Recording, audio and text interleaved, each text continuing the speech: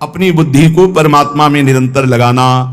परमात्मा में लगाने के 4 रूप हैं, नाम धाम लीला रूप। जो नाम रूप लीला धाम है, इनमें सबसे सहज सरल नाम है, क्योंकि धाम भी सब कोई बात से नहीं कर सकता। नाम जहां जो हो, जहां हो जो हो, बालक वृद्ध स्त्री पुरुष पढ़ा लिखा मूर्ख कोई भी हो, नाम जब सबको भगवत प्राप्ति करा देता। गोस्वामी श्री तुलसीदास जी महाराज विनय पत्रिका में कह रहे हैं, बहुत जोर की बात है, कह रहे हैं कि नाम राम रावरोई हित मेरे स्वार्थ परमारथ साथिन सो भुज उठाई कहो तेरे नाम राम रावरोई हित मेरे। मैं हाथ उठा के कहता हूं, जो स्वार्थ के मार्ग में चलने वाले हैं या परमार्थ के मार्ग में चलने वाले हैं, या आप जितने भी मुझे अपना मानते हैं संगी साथी, मैं सबसे हाथ उठा के पुकार करके घोषणा करता हूं कि त्रिभुवन में केवल एक परम कल्याण करने वाला भगवान का नाम है। मेरी बात मान लो। गोस्वामी तुलसीदास जी, नाम चल रहा है, कहीं भी हो आपको भगवत प्राप्ति हो जाएगी। नाम चल रहा है, नाम। जननी जनक तजो जनमी करम बिनु विधु ही सृजो अवडेरे मोहू सो को कहत राम ही को सो प्रसंग के ही केरे। देख लो मेरा भाग्य, जन्म लेते ही माता चली गई। बड़े महापुरुषों के साथ बड़ी घटनाएं घटती हैं। जन्म लेते ही माता चली गई। अभागी जानकर पिता ने कभी प्यार नहीं किया, त्याग कर दिया। जिस पुत्र के प्रकट होती मेरी अर्धांगिनी चली गई, मैं ऐसे पुत्र का मुंह भी नहीं देखना चाहता। तो माता ने तो शरीर त्याग के चली गई, पिता ने मुझे त्याग कर दिया। ब्रह्मा ने मुझे कुछ अभागा ही रचा है। गोस्वामी तुलसीदास जी कहते हैं, बड़ा बेढप मेरे भाग्य की रचना करी। जिसके दरवाजे में खड़े हो जाते टुकड़ा नहीं देता, भगा देता। जिस दासी ने पालन पोषण किया, कुछ दिन बाद वो भी पधार गई। सबको ये भ्रम हो गया कि तुलसीदास जी महाराज के लिए कि बड़ा भागा बालक है, जिसके दरवाजे पे खड़ा होगा कोई घटना घट जाएगी, कोई भोजन नहीं देता। बोले ब्रह्मा ने कुछ भाग्य ही ऐसा रचा था। अब जो मुझे समझ में आया कि मेरा जो भाग्य बदला वो राम नाम से, राम राम राम। पकड़ो बात को, पकड़ो। अब तो कोई कोई कहता है कि तुलसी राम का है। अब अभाग्य मिट गया। बड़े बड़े बादशाह ताज उतार कर रखते हैं। जानते हुए सब क्यों हो रहा है? क्योंकि हमने राम नाम का आश्रय ले लिया। अब खूब राम राम राम राम जपता हूं, उसका परिणाम हुआ कि सब कोई सम्मान देता है, सब ताज उतार के रख रहे हैं, प्रणाम नमस्कार दुनिया वाह वाह। क्यों? क्योंकि राम राम जपता हूं, राम का हूं। इसलिए बात समझो। अगर पकड़ पाओ, कह रहे हाथ उठा के कह रहा हूं, जन्म से अभागा कहा गया, मां पधार गई, पिता त्याग दिया। संसार के लोग कहते अभागा है, लेकिन राम नाम का प्रताप ऐसा उदय हुआ। मोहू से को कहत राम ही को सो प्रसंग कह के रे। उसी नाम के बल से लोग अब कहने लगे तुलसी तो राम का है। फिर ओ ललाट बिनु नाम उदर लगी, दुखो दुखित मोहि हेरे। जब मैं राम नाम का आश्रय नहीं लिए था, तब पेट भरने के लिए द्वार द्वार पर ललचाकर भूख से व्याकुल होकर खड़ा होता। उस समय मेरी दशा मुझे याद है कि अगर दुख देखे तो दुखी हो जाए, ऐसी मेरी दशा थी। बालक अवस्था, भूख से व्याकुल, दूसरे के दरवाजे पे खड़ा और धक्का मार के लोग भगा देते, अभागी है। फिर ओ ललाट बिनु नाम उदर लगी, दुखो दुखित मोहि हेरे। अब बोले नाम प्रसाद लहत रसाल फल, अब हो बबूर बहेरे। नाम राम राव रोई हित मेरे। जब नाम जब शुरू हुआ तो नाम की कृपा से क्या हुआ कि बबूल और बहेड़े के जो वृक्ष थे, अब उनमें आम लग गया। मान लो मेरा जीवन बबूल का पेड़ था, बहेड़े का पेड़ अपवित्र माना है, लेकिन उसमें आम लग सकता है, लेकिन लग गया क्योंकि मेरा जीवन ऐसा था। आज परमानंद की बाढ़ आ रही। बोले वे किसके बल से? बोले राम राम राम, नाम के बल से आई। नाम प्रसाद लहत रसाल फल, रसाल माने आम का फल। अब हो बबूर बहेरे। पहले तो मैं कैसा था, बोले बबूल का पेड़ काटा ही उगेगा, दुख ही मिलेगा। जब नाम का जप शुरू किया तो उसी बबूल में रसाल लग गया, आम का फल अर्थात महान आनंद। साधत साधु लोक परलोक ही, सुनि गुनि जतन घनेरे। तुलसी के अवलंब नाम को, एक गांठ कई फेरे। नाम राम राव रोई हित मेरे। संत जनों ने, शास्त्रों ने जब कहा कि जीव के समस्त दुखों को मिटाने में समर्थ है नाम, बस उसके अनुसार हमने पकड़ लिया, नाम जप करना शुरू कर दिया।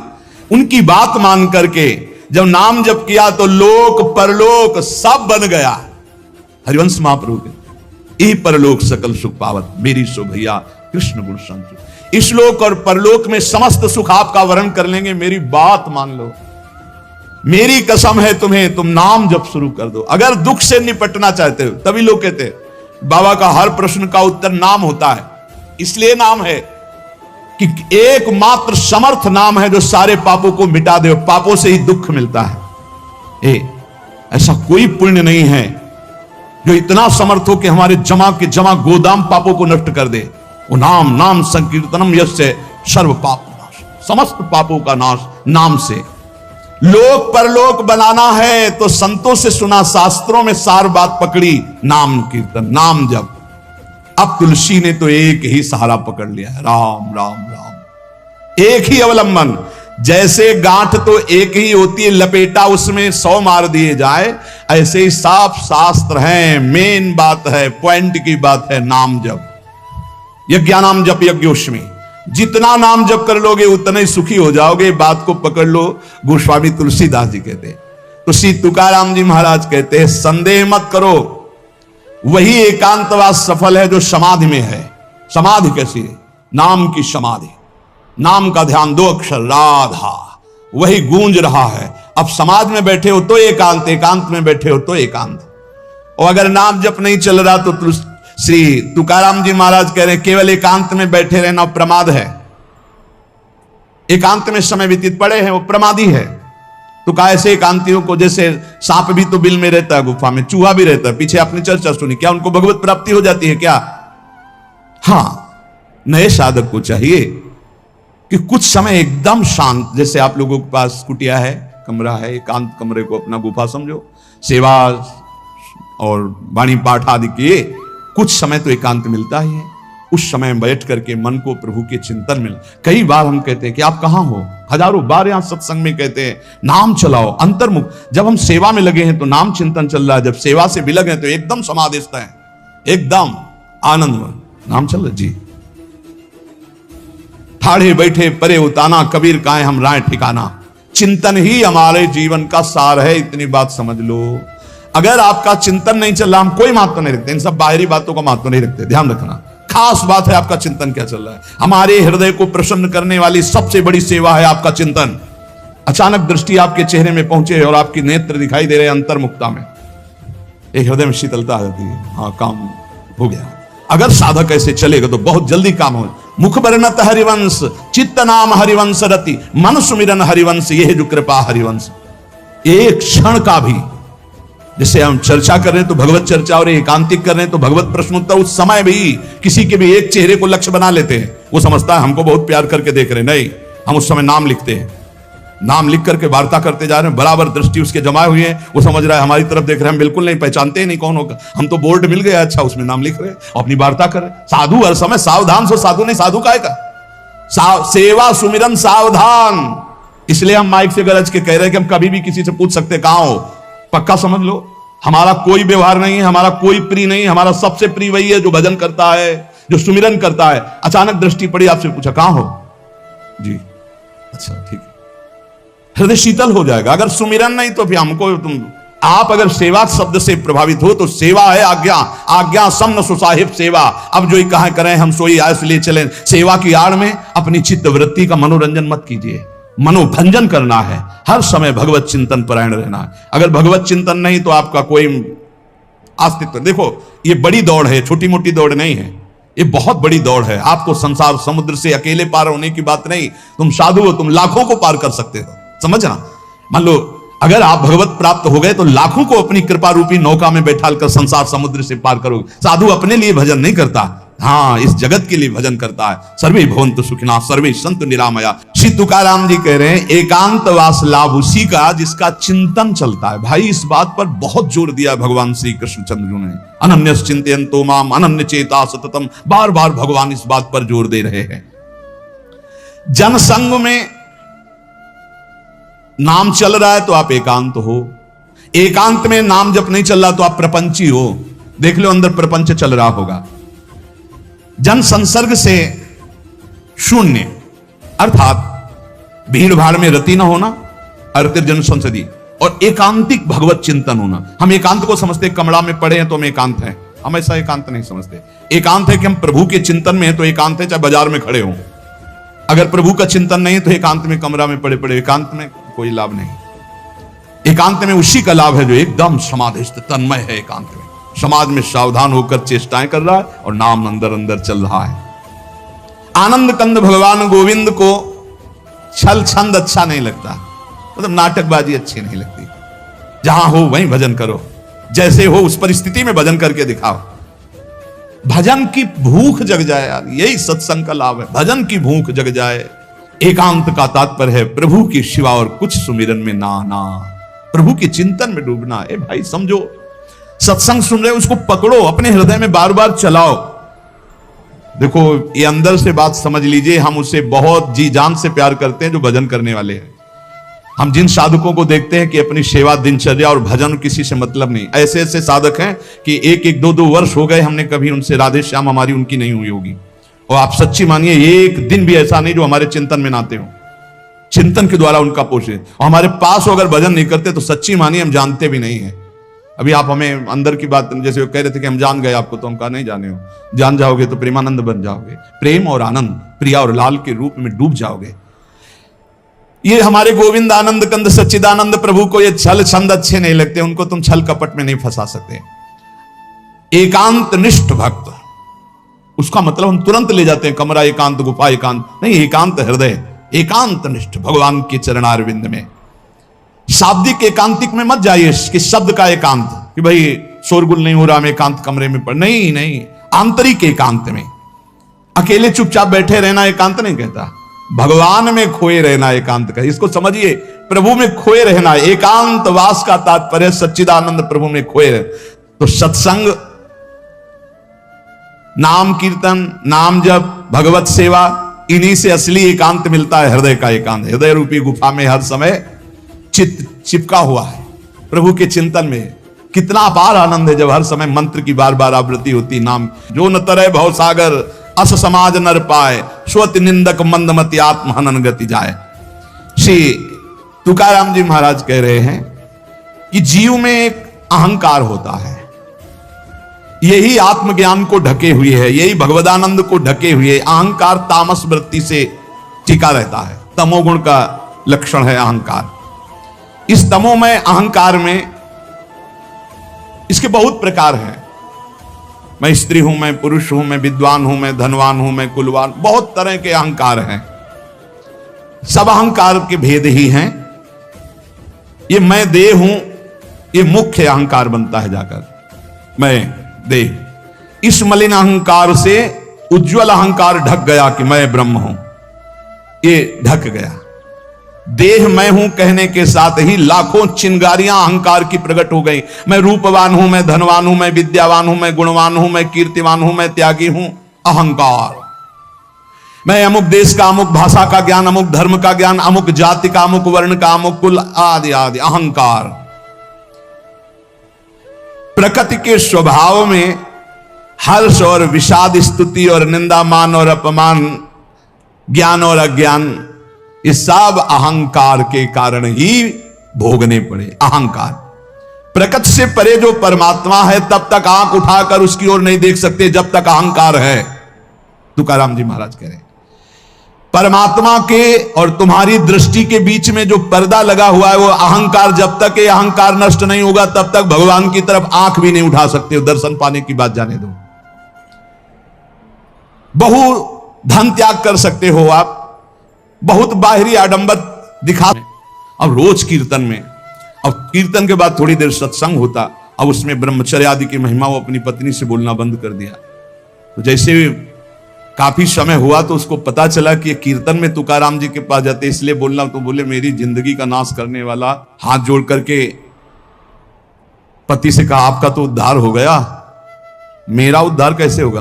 बोले चलो चलते हैं आज कीर्तन में। बोले नहीं, पहला कदम अपने गुरुदेव को घर में लाओ, एक बार चरणामृत उतारें, घर में चरणामृत डालें, फिर भगवान मेरी ये पत्नी को कैसे, जैसे मेरी बुद्धि शुद्ध हो गई, इसे बड़ा प्रसन्न हुआ। तुकाराम जी से कहा जाएगा अपार कृपा आपकी, पूरी बात बताई। उनका भाई यदि तुम्हारी पत्नी को ऐसी प्रसन्नता और तो मैं अवश्य चलूंगा।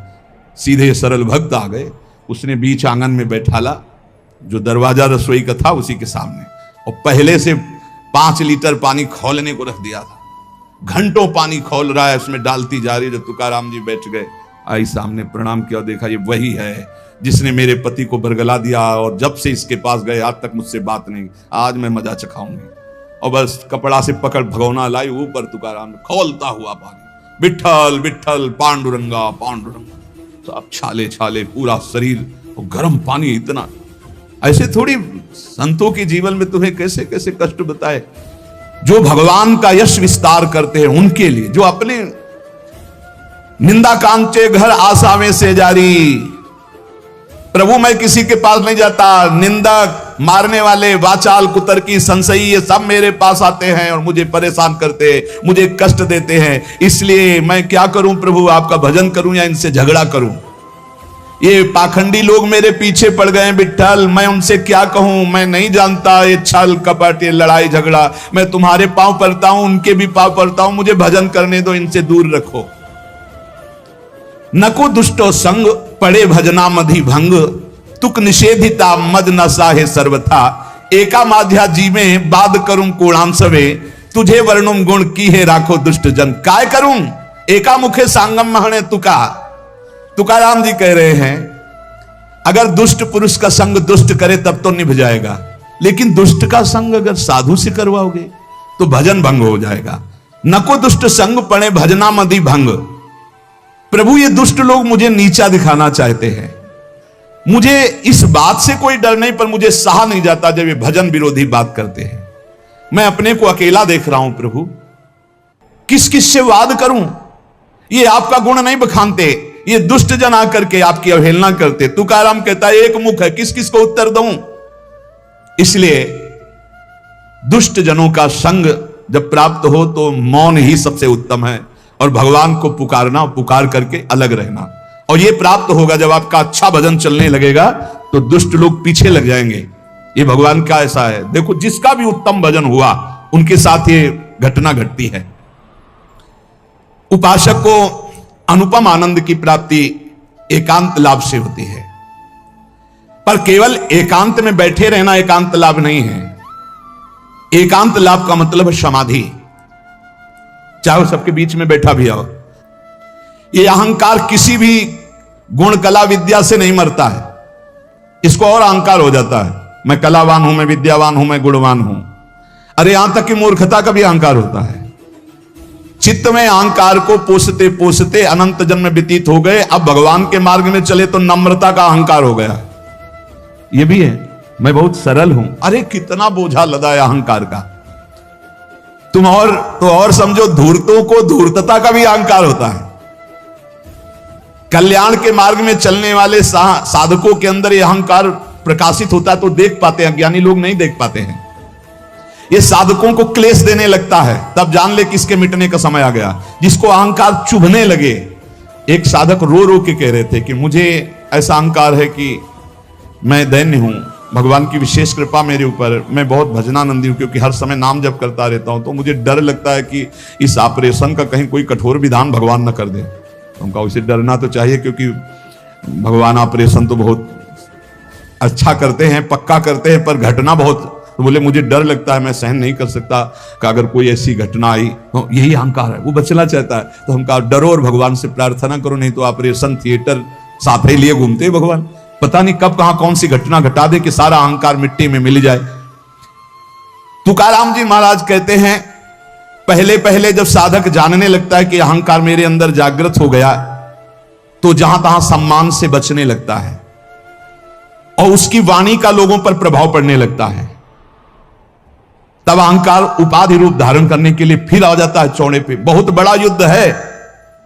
तुकाराम जी कह रहे हैं कि जो असावधान है चारों तरफ से चोर उसका माल चुरा ले जाते हैं। ऐसे ही अहंकार की वृत्ति साधक को असावधान कर देती है और उसका सारा भजन भगवत भाव सब ये काम क्रोध लोभ मोह चुराने लगते हैं। अब मुझे तो डर नहीं, क्योंकि मैंने बहुत बड़े बलवान का आश्रय ले लिया, पांडुरंगा। हे हरि, अब तुम संभालो अहंकार का ऑपरेशन, आप करो, आप इसको संभालो। पदोपदिम नारायणा तुमची करीन भावना। हे हरि, हे नारायण, अब तो मैंने सब तुम्हारे चरणों में अर्पित कर। ये बहुत बढ़िया बात है। आखिरी बात, अपने अहंकार को नष्ट करने के लिए भगवान के सामने पेश कर दो। हे महावैद्य, अहंकार रूपी फोड़ा बढ़ रहा है, इसको बैठाल दो या ऑपरेशन करो, बाप के सहारे हैं, आप देख लेना, वो ठीक कर देंगे। बहुत कृपालु हैं वो, कहीं ना कहीं ऐसी लीला रचेंगे कि बिल्कुल अहंकार ठीक हो जाएगा। सच्ची मानो, भक्तों के जो पैर फिसलते हैं तो कीन हो इसका बहु अभिमाना सुखो वंचा कृपाली धाला। भगवान उसके अहंकार का नाश करते हैं। अहंकार भगवत भाव को नष्ट करता है, भगवत भाव अहंकार को नष्ट कर देता है। बात समझना, जब अहंकार भजन करते हुए बढ़ता है तो भगवत भाव नहीं आने देता है, और जब गुरु कृपा से भगवत भाव बढ़ता है तो इस अहंकार की धज्जियां उड़ा देता है। इसलिए हम भगवदानंद की प्राप्ति के लिए कंचन, कामिनी, कीर्ति तीनों खाइयों से बचने का प्रयास भगवान के नाम बल से करें। अधिक से अधिक आंतरिक एकांतिक हृदय को देखते रहें कि प्रभु के नाम में लगा है कि नहीं, और किसी भी बात का हमारे अंदर अहंकार ना आने पावे। यदि अहंकार आवे तो भगवान की शरण में होकर पुकारें कि हे नाथ, मेरे इस मलिन अहंकार का नाश कीजिए। अगर हमारा जीवन सावधानी पूर्वक गुरु कृपा से चलता रहा तो इसी जीवन में अहंकार नष्ट हो जाएगा और भगवान का साक्षात्कार हो जाएगा, जो जन्म जन्म की बिगड़ी बन जाएगी। समस्त साधकों से गृहस्थ विरक्त सबसे प्रार्थना है, रोज के सत्संग का सार विषय है कि आप अभी तो सत्संग सुन रहे हैं, लेकिन इसके बाद आपका चिंतन क्या है। आप जब यहां से चलते हैं तब आपका चिंतन क्या है, आप जब घर की दिनचर्या में होते हैं तब आपका चिंतन क्या है। ये कोई संसारी ड्यूटी नहीं कि आप कथा सुने, आप वाणी पाठ के, इसके बाद आप फ्री हो गए, आपका काम हो गया, आप हर समय मनोरंजन सांसारिक चिंतन नहीं। भाई, हमें हर समय सावधान, यहां तो सावधानी है ही, क्योंकि समूह में हो, एकांत में विशेष सावधान रहकर नाम जप करो। देखो, नाम जप चल रहा है ना, कोई भी विषय आपको नहीं बांध पाएगा। हम कई बार कुछ साधकों से कहते हैं कि विषय सेवन तभी बांधता है जब आप नाम जपने का। अगर आपके अंदर चल रहा है राधा वल्लभ श्री हरिवंश, राधा वल्लभ श्री, आप प्रसाद पा रहे हो, आपको स्वाद नहीं बांध पाएगा। कोई भी भोग, कोई भी विषय तभी बांधता है जब आपके बीच में भगवत स्मरण नहीं होता। इसलिए हम कहते हैं चिंता मत करो, चिंतन करो, नाम को बार बार पकड़ो। नाम पकड़ लो, विषय के बीच में रहते हुए भी विषय आपको नहीं बांध पाएगा। बस बात समझना है। जब समझ में नहीं आता हो, हम डरते हैं तो हम कहते हैं विषय फेंक देते हैं। इस विषय को फेंक दोगे, लेकिन इसका जो राग चिंतन है, समझो, तन छाड़े मन गही रहे, दोनों ही दुख होए। बात को समझिए, साधक समझता नहीं। तन छाड़े और मन गई रहे तो दोनों ही दुख होए, और रसबल छूटे जो विषय तब वहीं तो सुख होए। समीप है ये विषय, लेकिन अंदर से भगवत चिंतन का आनंद है। ये विषय क्या कर लेगा? अब बाहर से फेंक दियो, अंदर से इसका चिंतन हो रहा है तो बहुत दोनों ही दुख होए। उपासक नाम न छोड़े। जब उनसे कहते ना ऐसा कैसे हो सकता है, करके तो देखो ऐसा होता है, ऐसा ही होता है।